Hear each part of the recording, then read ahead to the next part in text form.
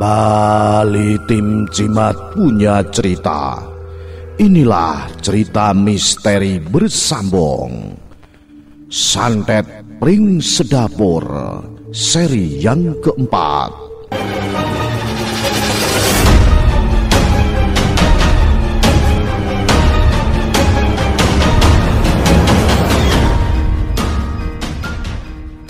Pada bagian yang ketiga diceritakan, saat aku, ibu, Dwirgo dan Bulara serta suaminya mendatangi rumah yang besar yang menjadi sumber semua malapetaka yang terjadi.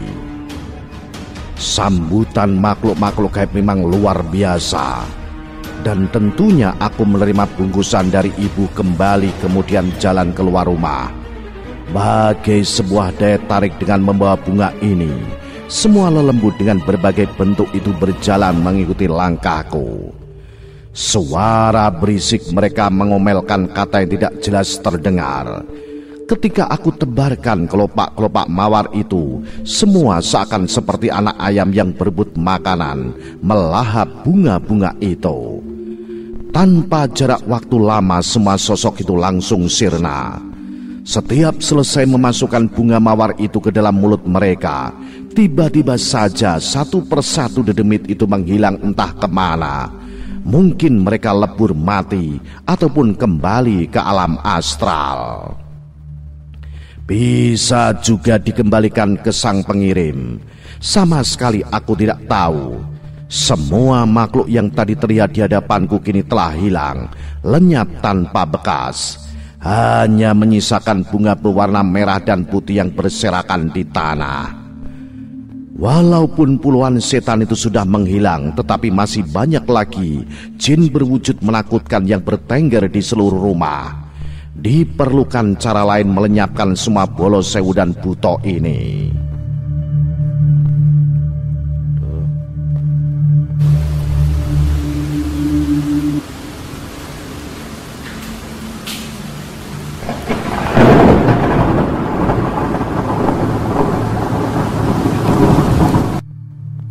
Tiba-tiba muncul gerimis yang diikuti suara dan kilatan petir. Perubahan cuaca yang tiba-tiba ini tentu saja ada kaitannya dengan semua ini, karena menjadi hujan lokal di area ini saja. Angin pun berembus kencang dan secara tiba-tiba menerpa serta memutari tubuhku yang masih berdiri di depan rumah. Tubuhku sedikit terhuyung dan limbung. Untung aku tidak terjatuh. Tiba-tiba dari kejauhan aku melihat cahaya yang jelas. Seperti ada lilin yang sangat banyak terbang mendekat. "Mundur, Dek. Itu kiriman santet," teriak Dwirgo. Kemudian dia berjalan di luasnya halaman, berdiri di bawah rintikan gerimis yang disertai hembusan angin. Perlahan ia mengeluarkan sebuah benda, kujang kuningan kecil yang ia tempelkan ke arah kepalanya. Beberapa saat terlihat dia hening membaca doa. "Allahu Akbar!" Ia berteriak seraya menancapkan benda itu ke tanah. Api kecil yang berterbangan itu meledak secara bersamaan bagai petasan. Serpihan api berjatuhan lenyap sebelum menyentuh tanah. Santet itu tertangkal oleh kekuatan yang dimiliki laki-laki ini. Namun angin berembus semakin kencang dan gerimis juga mendadak berhenti dengan sendirinya. Murid dari ibuku itu masih berdiri dengan kepala menengadah ke atas langit. Rupanya belum selesai dirinya mampu menghalangi berbagai santet yang akan dikirim kembali. Tiba-tiba muncul sosok genderuwo besar dengan tatapan mata merah berjalan mendekati Dwirgo yang tidak bergeming sama sekali. Aku coba mendekati Dwirgo yang tidak bergeming sama sekali. Aku coba mendekatinya dan untuk memberitahukan kedatangan barisan setan hitam berbulu itu. Tetapi terlebih dahulu tangannya terangkat dan memberi tanda peringatan padaku untuk tetap di tempat tanpa mendekat padanya.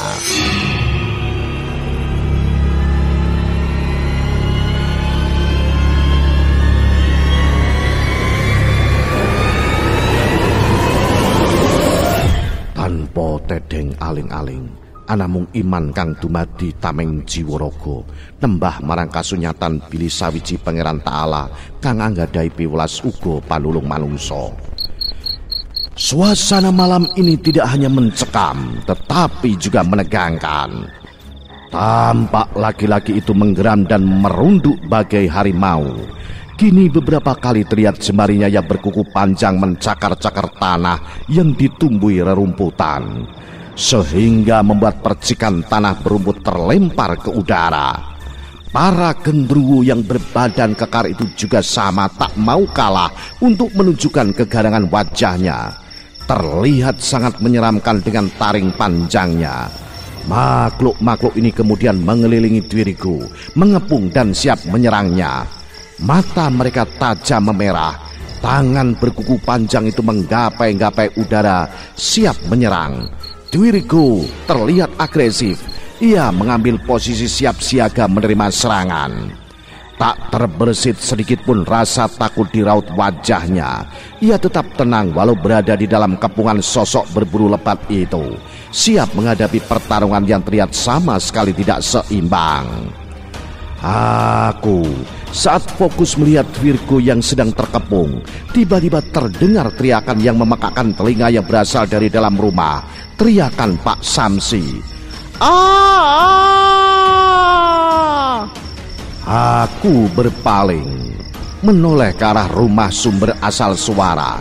Teriakan Pak Samsi menandakan sesuatu sedang terjadi di dalam rumah. Aku berlari masuk ke dalam untuk memastikan apa yang sedang terjadi, meninggalkan Dwirigo bertaruh dengan kawanan astral seorang diri. Saat aku masuk ke dalam rumah, aku menyaksikan di ruangan ini sedang terjadi interaksi. Energi yang memancar sangat kuat. Aku berjalan ke belakang ibu, dan pukulan itu sangat terasa ketika aku sudah berdiri di belakang ibuku yang tengah berdiri. Ia menatap tajam ke depan, ke arah satu sosok berjubah hitam. Namun hanya lengkungan bayangan saja yang dapat terlihat karena terhalang oleh kekuatan yang terus keluar dari makhluk itu. Pak Samsi dan Bularas mencoba untuk bertahan menghadapi serangan yang menghantam mereka. Makhluk itu terus saja secara membabi buta menyerang mereka berdua.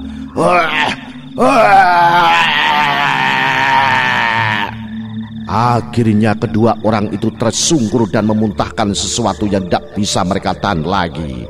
Hanya hitungan menit Bularas jatuh terkulai tak sadarkan diri, sementara suaminya masih mencoba untuk melawan dan kini ia hanya merunduk tersujud, menekan dadanya sendiri yang terasa panas terbakar. Pak, jangan dilawan. Kekuatan ini sangat besar. Justru Bapak akan kewalahan sendiri jika terus berusaha melawannya, ujarku ketika berusaha merangkulnya untuk berdiri. Tolong istri saya, Mas. Suaranya terdengar terbata-bata dan napas tersengal-sengal. Tangannya terlihat gemetar saat dia menunjuk istrinya yang tergeletak tak berdaya di lantai. Pak, tenang, istighfar. Jangan dilawan aura ini. Yang ada Bapak akan terkuras tenaganya. Aku mencoba memberi pengertian kepada Pak Samsi bahwa jika diteruskan, usahanya akan sia-sia. Abaikan saya. Suara itu terdengar kesakitan. Tolong istri saya, Mas. Mendengar permintaannya, aku langsung menghampiri Bularas, mencoba mengangkatnya dari lantai. Namun dengan keterbatasan tenagaku, aku tak mampu mengangkatnya. Jangankan untuk menggendong tubuh Bularas yang sedang pingsan ini, hendak mendudukannya saja aku tidak sanggup. Akhirnya aku menarik kedua tangannya, menyeret sebisanya keluar dari ruangan ini sambil teriak meminta pertolongan. Tolong. Tampak Pak Tuasi penjaga rumah lari tergopoh-gopoh menghampiri kami. Mas, kenapa Mas? Ada apa dengan Bularas? Tampak raut kepanikan muncul wajah tuanya. Sudah, nanti saja bertanyanya Pak. Bantu saja saya mengangkat Bularas. Teriakku seraya menyadarkan lelaki tua itu yang masih berdiri tertegun keheranan. Mendengar permintaanku, dia langsung mengangkat bagian kaki. Kami menggotong Bularas secara tidak wajar, bagai mengangkat mayat. Tenaga kami terkuras untuk memindahkannya. Akhirnya dengan susah payah kami berhasil membawanya ke depan teras, lalu membaringkan tubuhnya di kursi panjang. Baru saja selesai meletakkan tubuh Bularas, saat berdiri dan ingin menarik nafas, suara jerit kesakitan kembali terdengar. Pak Samsi terdengar memekik dengan sangat keras.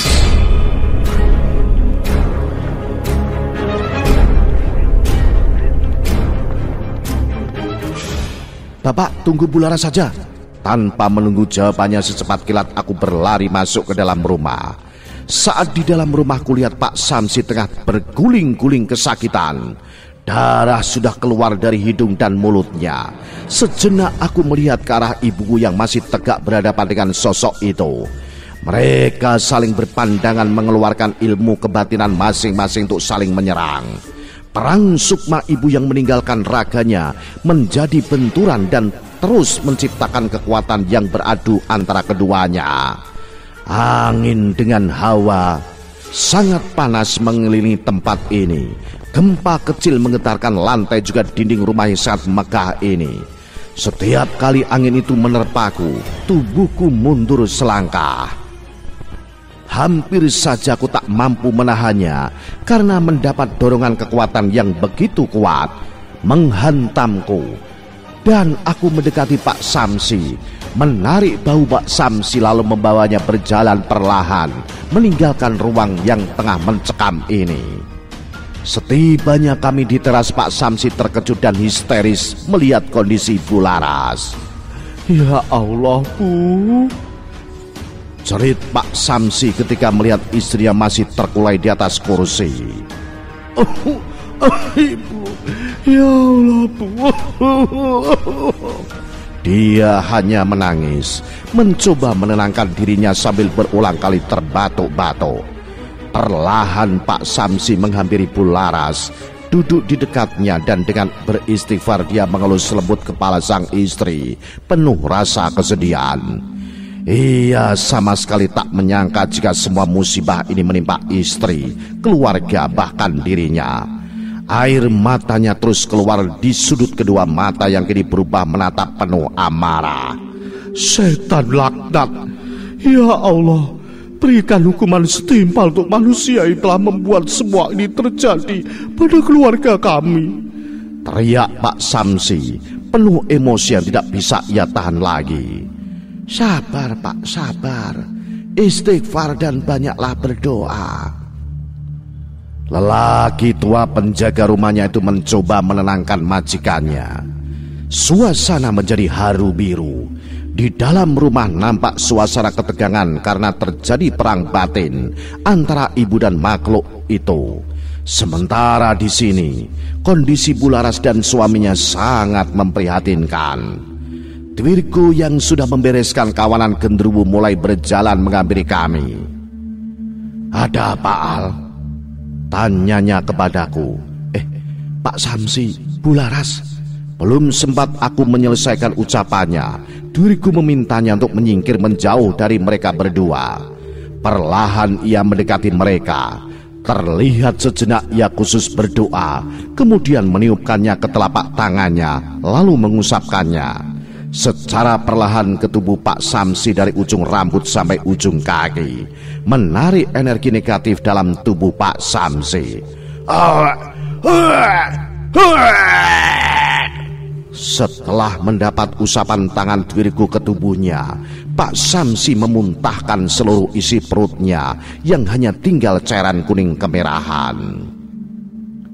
"Kasih beliau minum," suruhnya pada kami berdua. Dengan cekatan Pak tua itu berlari menuju dapur dan mengambilkan air untuk Pak Samsi. Tidak seberapa lama juga terlihat ibuku berjalan keluar. Beliau batuk-batuk kecil, kemudian mendekati Bularas yang belum juga siuman. Ia duduk di samping Bularas dan memeganginya. Tidak begitu lama kemudian dia bangkit berdiri lagi, lalu mengarahkan telunjuknya ke atas menunjuk ke arah langit. Kini yang datang semakin banyak. Serempak kami mengarahkan pandangan kami mengikuti di mana jari orang tuaku itu terarah. Tampak di atas sana sebuah api melesat terbang mendekat. "Bolo Sewu dikirim lagi!" teriak Dwirgo dengan rahang yang dia eratkan menandakan emosinya kini hadir kembali. Ini tidak akan pernah selesai jika empu pengirim tenungnya tidak diatasi. Sebaiknya kita mundur dulu untuk keamanan Mbak Laras juga suaminya. Ibu berteriak sambil memperingatkan muridnya. "Jadi bagaimana sekarang, Bu?" tanyaku. "Bawa pulang dulu Mbak Laras. Kalian angkat ke mobil, segera tinggalkan tempat ini." Meskipun dalam pertempuran kami sudah banyak yang dimusnahkan, tetapi sang dukun itu terus mendatangkan pasukan gaibnya dengan jumlah yang semakin banyak. Tentu pertarungan dengan keilmuan seperti ini akan membahayakan manusia awam seperti diriku, juga keluarga Bularas yang tidak tahu atau paham dengan hal klinik juga gaib.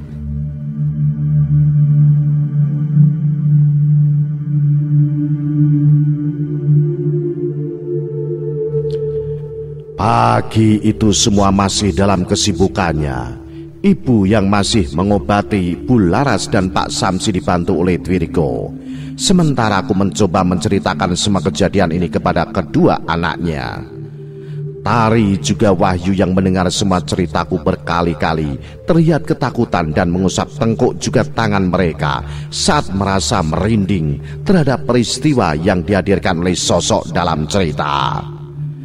Nafas mereka juga terdengar mulai memberat menandakan bisa dapat merasakan tekanan energi astral itu, meski hanya melalui sebuah gambaran ceritaku saja. Memang ada ya Mas Al, manusia sekeji itu, hidup berdarah dingin, membunuh sesama manusia dengan ilmu yang dia miliki. Tari mengajukan pertanyaan padaku. Itu hanya orang-orang tersesat yang berlaku sekeji itu. Selain dibutakan oleh duniawi, mereka juga memiliki misi dengan pertarungan gaib itu adalah suatu pembuktian.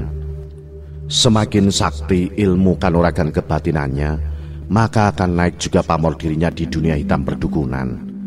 Aku mencoba menjelaskan perihal dunia kelam para penganut ilmu sesat. Kenapa Allah tidak memberikan hukuman bagi manusia-manusia seperti itu, Mas Al? Tanya Wahyu melanjutkan pertanyaan sang adik. Azab itu dua hal yang dikehendaki Allah. Iya, dua hal Mas Wahyu. Ada yang diturunkan langsung di dunia sebagai bentuk contoh manusia terburuk selama hidup. Itu sudah banyak kita dapati dan mendengar dari zaman nabi-nabi terdahulu sampai saat ini. Lalu yang kedua apa, Mas? Yang kedua azab sesudah mati. Menerima pembalasan dalam liang kubur sampai hari kebangkitan di akhirat kelak. Itu akan abadi tanpa pernah berakhir. Naudzubillah.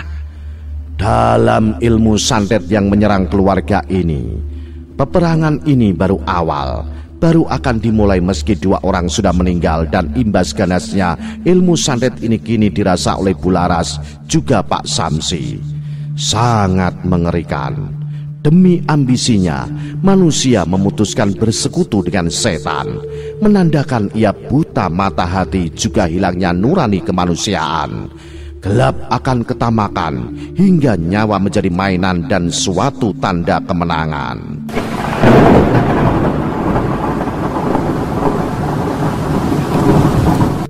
Tiba-tiba terdengar bunyi menggelegar dari atas rumah.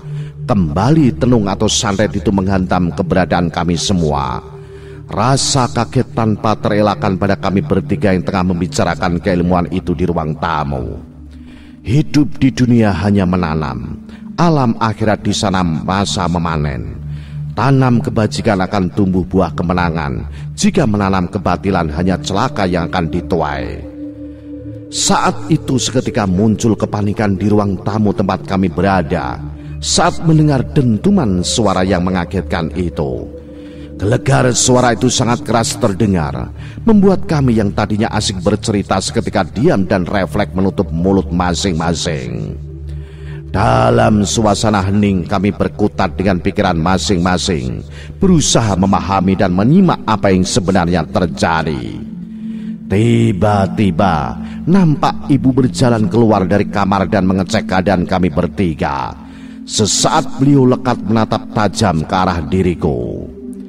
Aku berusaha untuk menggapai udara sebanyak-banyaknya. Kuhirup dan kulepaskan. Nafasku terasa amat sesak. Suhu tubuhku meningkat.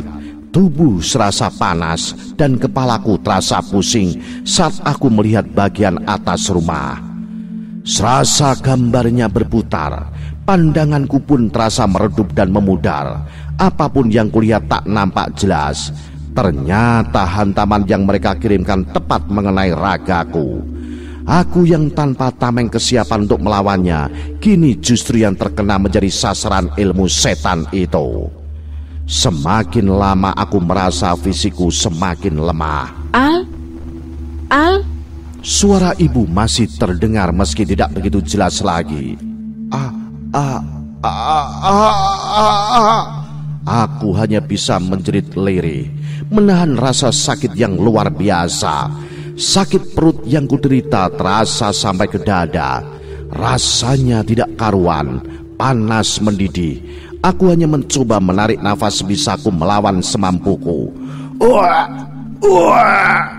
Aku menutup mulutku saat tiba-tiba merasa ingin muntah. Rasa mual ini semakin kuat. Ususku bagai dipelintir. Gambaran rasa sakit yang kurasakan tidak lagi bisa tertuliskan dan diucapkan. Sampai akhirnya tiba-tiba terasa sebuah tenaga mengalir bagai angin yang cukup kuat dari punggungku, menjalar perlahan dari dalam perutku, terus naik dan naik sampai ke titik rasa sakit yang kurasakan. Rasa mual yang begitu hebat kembali menyerangku. Kali ini aku tidak bisa lagi menahannya. Semakin kuat aku menutup mulutku dengan tanganku, semakin perutku bergolak menuntut agar aku memuntahkan isinya. Seketika tanganku terlepas dari mulutku. Darah segar disertai dengan benda aneh menyembur keluar dari mulutku. Setelah dilihat dengan seksama, ternyata benda ini merupakan remukan tulang belulang yang sangat kecil dan tajam.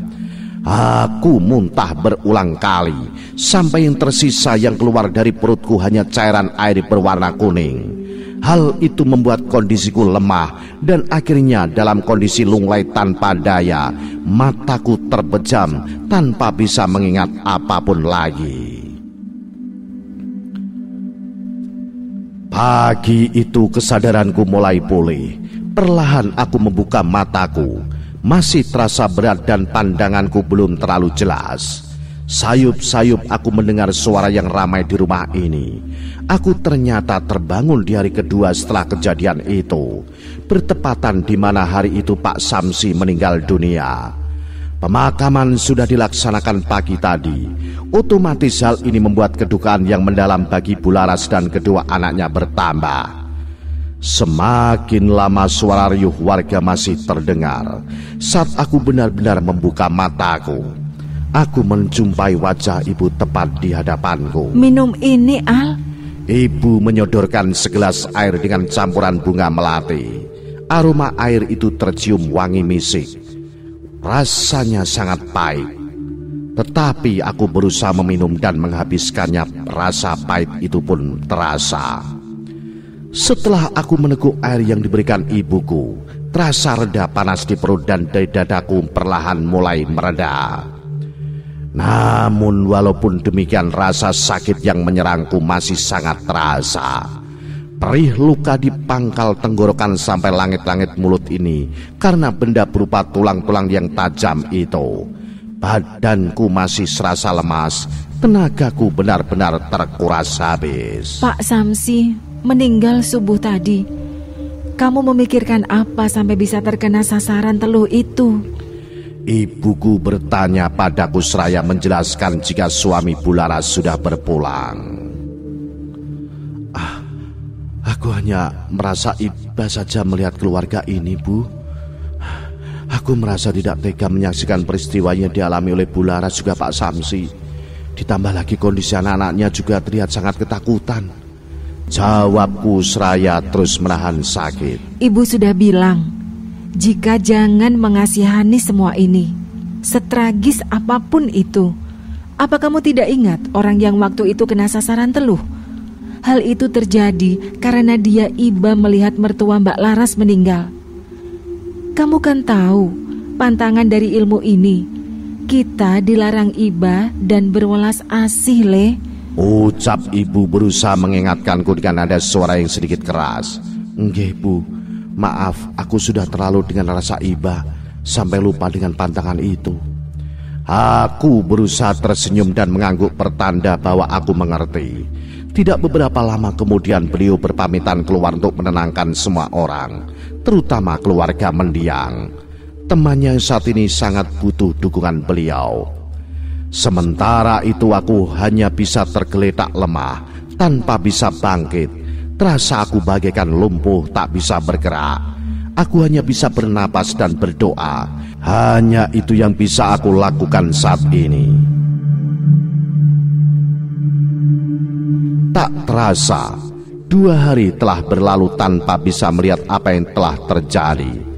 Saat ketika tersadar ternyata korban sudah bertambah lagi. Pagar gaib yang sudah dibuat sebelumnya bisa tembus oleh gempuran setan-setan kiriman dukun itu. Peperangan yang sangat mengerikan ini belum mencapai akhir.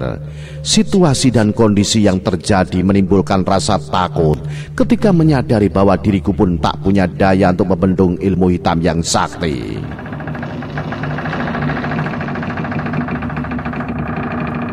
Tiba-tiba pintu kamar terbuka.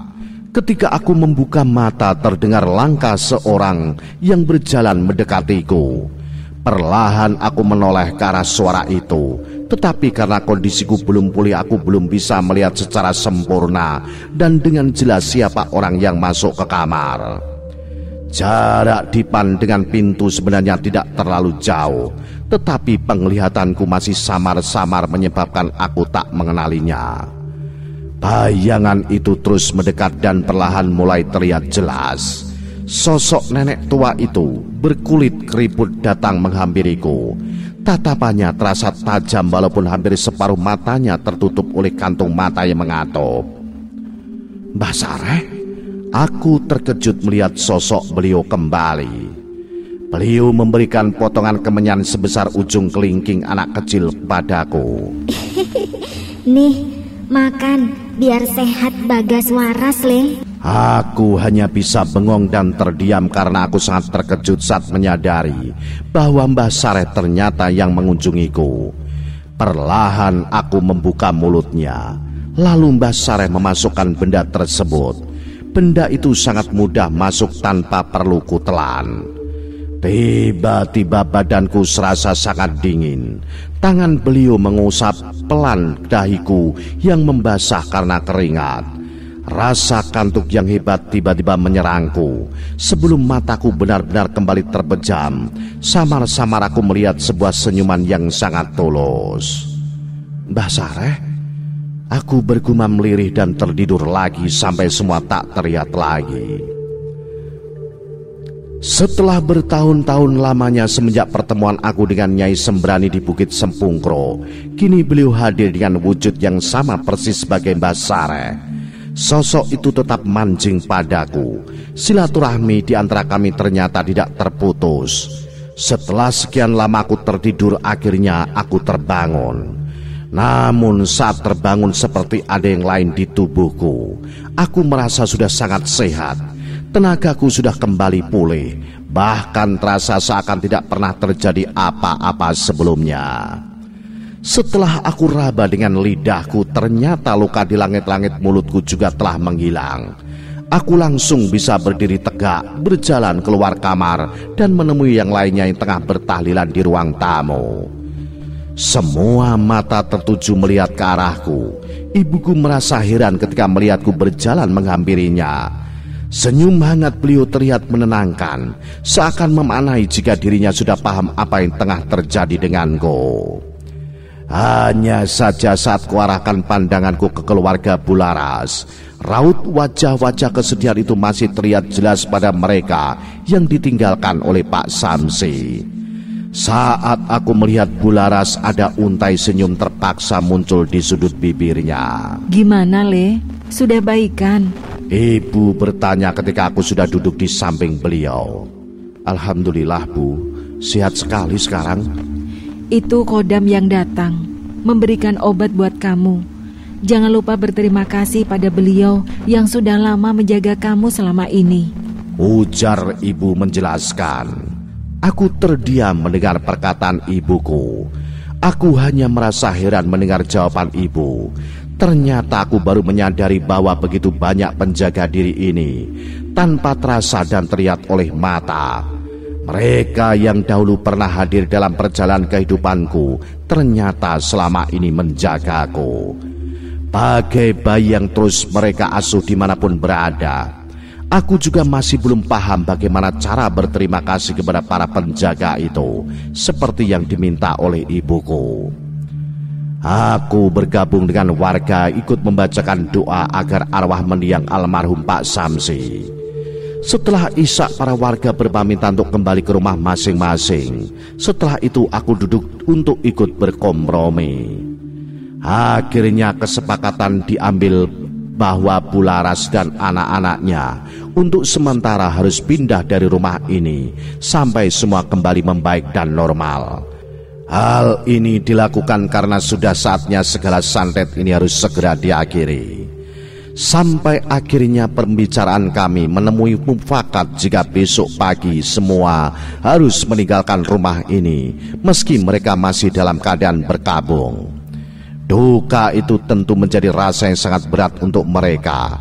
Tanah kuburan masih basah, harus ditinggalkan demi menghindari datangnya maut. Keluarga Bu Santi, adik kandung dari almarhum Pak Samsi, mau menampung mereka. Meski sanak saudara yang lain justru menolak, takut kena imbas dari ilmu sesat ini. 5 bersaudara Pak Samsi merupakan anak paling tua dari keempat adiknya. Bu Santi, adik paling kecil yang sudah berkeluarga, terketuk hatinya. Merasa iba melihat kakak ipar dan anak-anaknya terkatung-katung larut dalam duka, juga hidup dengan merangkul ketakutan oleh kematian yang kapanpun dapat menghampiri mereka kembali. Mbak Nah, yakin tidak mau ikut kami, Mbak? Kata Bularas pada ibu. Doakan saja Mbak Laras, kalau saya ikut mendampingi Mbak di sana, semua masalah ini tidak akan pernah selesai. Jawab ibuku pada sahabatku itu. Semoga semua dalam lindungan Allah ya, Mbak. Saya dan anak-anak tidak tahu harus bagaimana lagi berterima kasih untuk semua ini. Bularas berucap sambil memeluk ibuku. Ibuku hanya memeluk menguatkan sahabatnya itu. Kamu harus kuat dengan semua ini, Mbak. Kita sama-sama berdoa ya. Semoga semua ini segera selesai dan membaik. Bismillah saja, Mbak. Keesokan harinya mereka pergi menuju kediaman adik iparnya. Sementara itu kami bertiga masih di sini dengan segudang misteri yang akan kami hadapi nanti. Seraya kembali mempersiapkan diri, Iman, untuk kembali menghadapi dukun dengan 1000 jin kirimannya. Setelah mobil Bularas berlalu pergi membawa dia juga keluarga yang tersisa, kini kami tinggal bertiga di sini. Rumah dengan berbagai petaka kematian, hawa yang serasa panas. Aku hanya berdiri di bawah pohon mangga, melihat dari sisi jalan sambil menikmati batangan rokokku.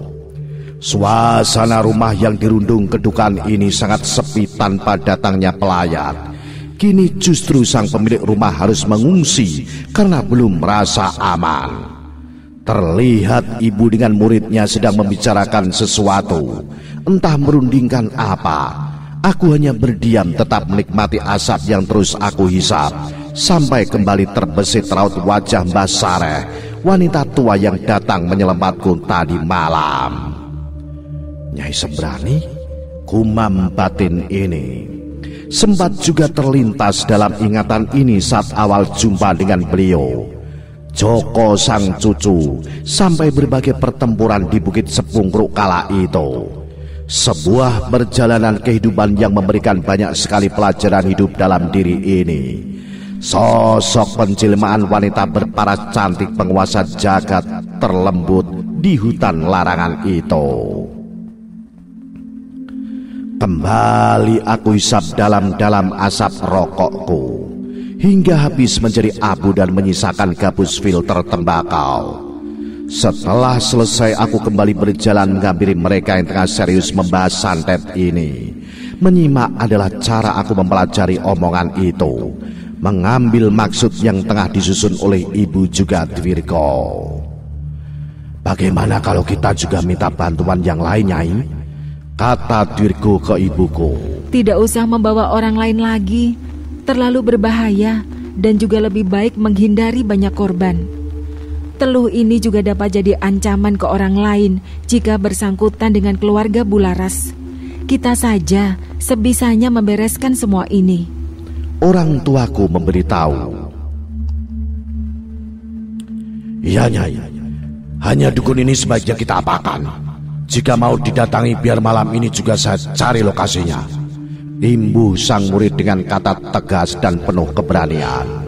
Ya sudah, kamu garap saja, Nak. Sebisanya kita balikan saja semua yang bertengger di sini. Kata ibu mengajak kami.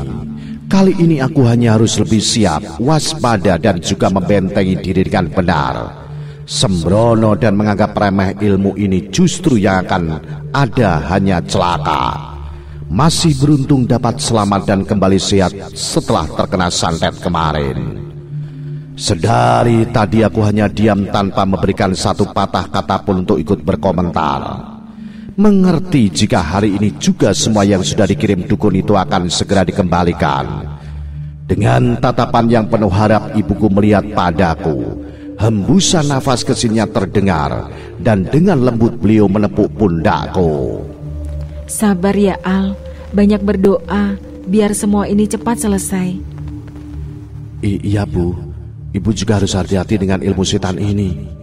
Aku juga memberikan kata peringatan kepada beliau karena semua ini sangat berbahaya. Sedikit saja terlena nyawa yang menjadi makanan para jin juga denowo itu. Bismillah, Allah selalu menyertai hambanya yang berada dalam jalan kebenaran. Jangan pernah takut atau sekalipun terbesit keinginan menyerah. Amar ma'ruf nahi mungkar, itu jadikan peganganmu. Kini aku hanya memiliki tekad yang lebih kuat, menyerukan kalimat suci dan mengulang niat lebih dalam, agar dapat mengiringi langkah orang tuaku dalam menyeberangi lautan kelam yang semakin pekat. Sewaktu-waktu dapat saja menenggelamkan jiwa kami dalam merengkuh tangan-tangan iblis yang mematikan.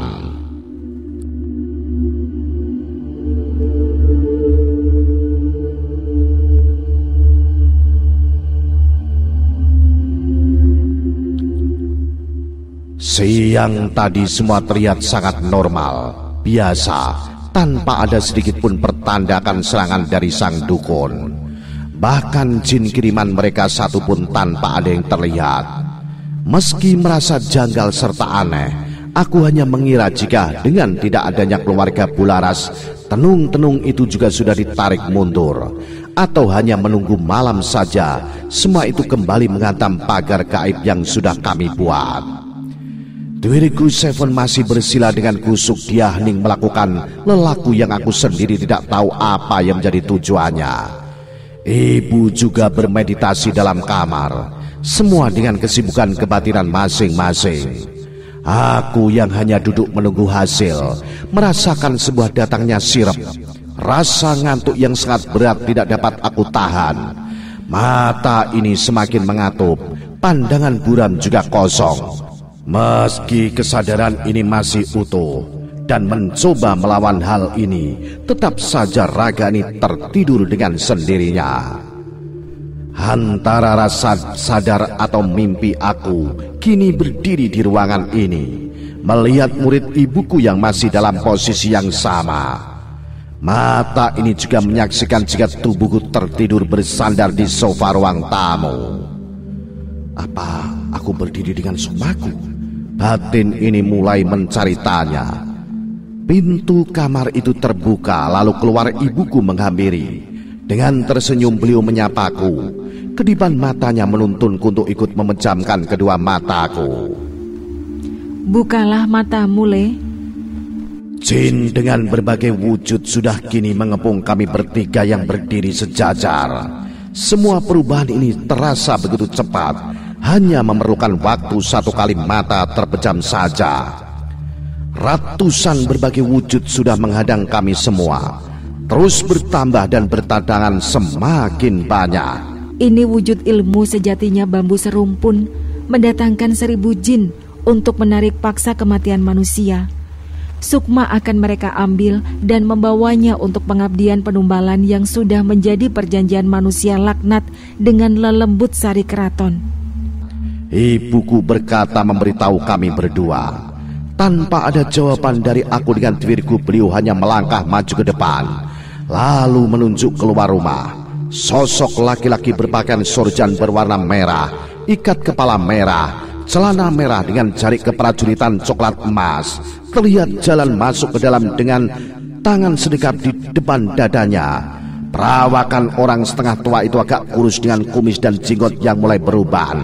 Menyelip juga bunga kamboja di telinga sebelah kiri. Jangan ikut campur apa yang bukan menjadi urusan kalian, atau Bolo Sewu akan menyeret jiwa kalian sampai mati. Ancaman dari laki-laki itu. Ini sudah menjadi urusanku.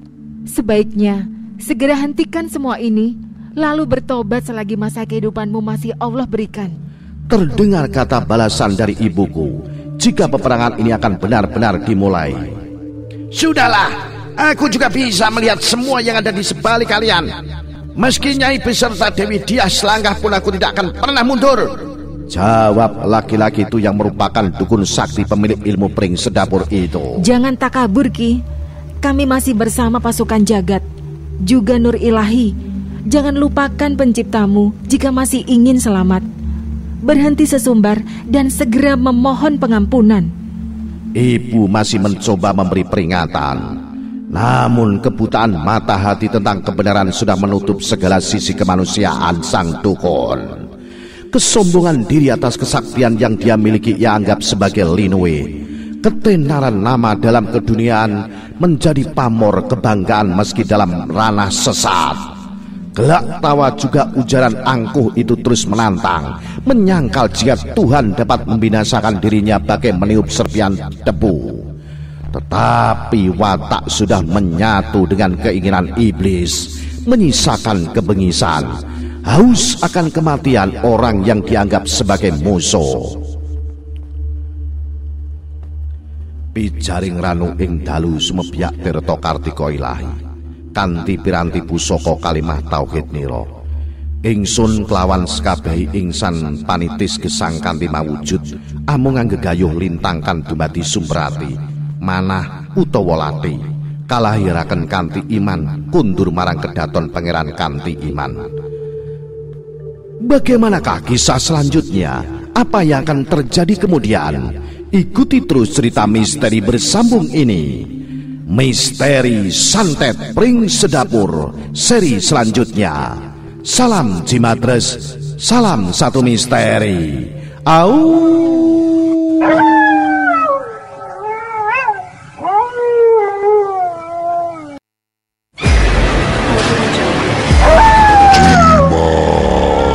Sajian malam Jumat